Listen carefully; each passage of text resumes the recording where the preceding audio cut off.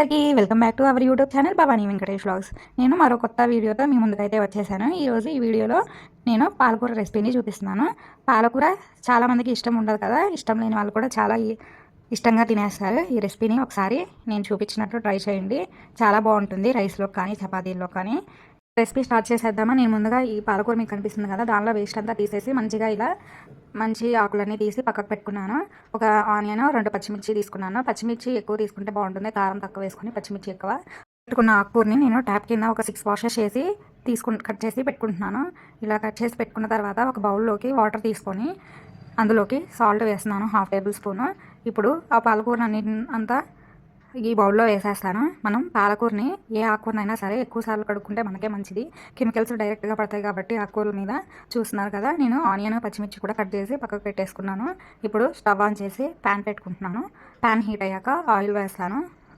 Oil నేనైతే ఇక్కడ పాలకూరకి ఎక్కువ ఆయిల్ పట్టదు, కొంచెమే యాడ్ చేస్తాను ఆయిల్ అనేది. ఒకవేళ మీరు ఎక్కువ తింటే ఎక్కువ వేసుకోండి. ఆయిల్ మనం తగ్గించి వేసుకుంటేనే ఏ కూరలోకైనా చాలా బాగుంటుంది, హెల్త్కి కూడా మంచిది.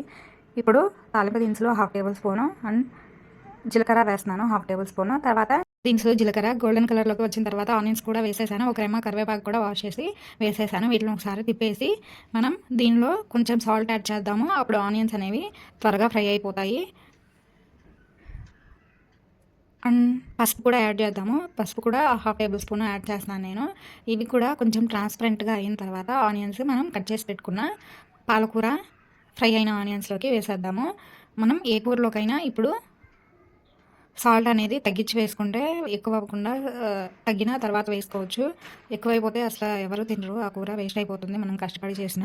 ఇప్పుడు మన ఆనియన్స్ చూస్తున్నారు కదా, ఫ్రై అయిపోయినాయి. నేను ఇప్పుడు పాలకూర యాడ్ చేస్తున్నాను. పాలకూర ప్యాన్ నిండా అయ్యింది కదా, అది వేగిన తర్వాత కొంచెమే అవుతుంది చూడండి. ఏ ఆకుకూరైనా అంతే, మనం ఎంత నిండుగా వేసినా అది ఫ్రై అయిన తర్వాత కొంచెమే అయిపోతుంది. ఒకసారి వేసిన తర్వాత తిప్పేసి మూత పెట్టేస్తాను నేను. మూత పెట్టి అలా వదిలేస్తే దానిలో వాటర్ అంతా రిలీజ్ అవుతుంది. ఇదే టైంలో మనం కొంచెం సాల్ట్ కూడా వేసుకుంటే దానిలో వాటర్ కంటెంట్ అంతా బయటకు వచ్చేస్తుంది. నేను ఇక్కడ అయితే పించ్ ఆఫ్ సాల్టే వేస్తున్నాను, ఎందుకంటే ఆకుకూరలో ఆల్రెడీ సాల్ట్ ఉంటుంది కాబట్టి కొంచెమే వేస్తున్నాను. ఊరికినే ఎక్కువ అయిపోతుంది ఆకుకూరలో. చూస్తున్నారు కదా, తర్వాత ఇలా వాటర్ రిలీజ్ అయ్యి మనకైతే పాలకూర మొత్తం ఉడికిపోతుంది త్వరగానే.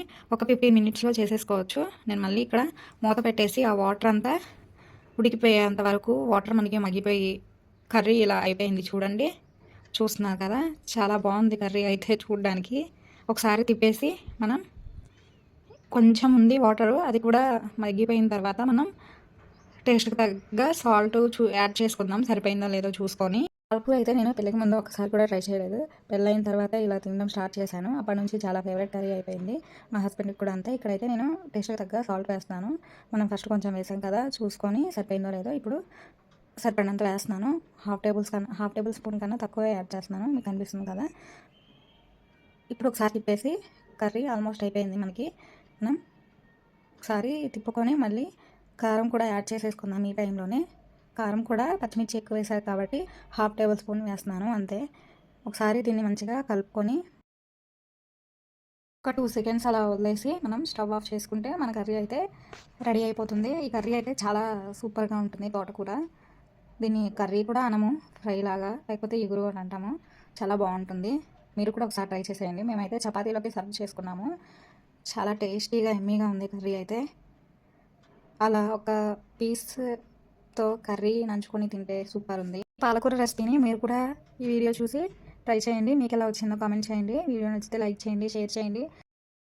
మంచి వీడియోల కోసం మన ఛానల్ అయితే సబ్స్క్రైబ్ చేసేసుకోండి. బాయ్ అందరికీ, మళ్ళీ నెక్స్ట్ వీడియోలో కలుసుకుందాం.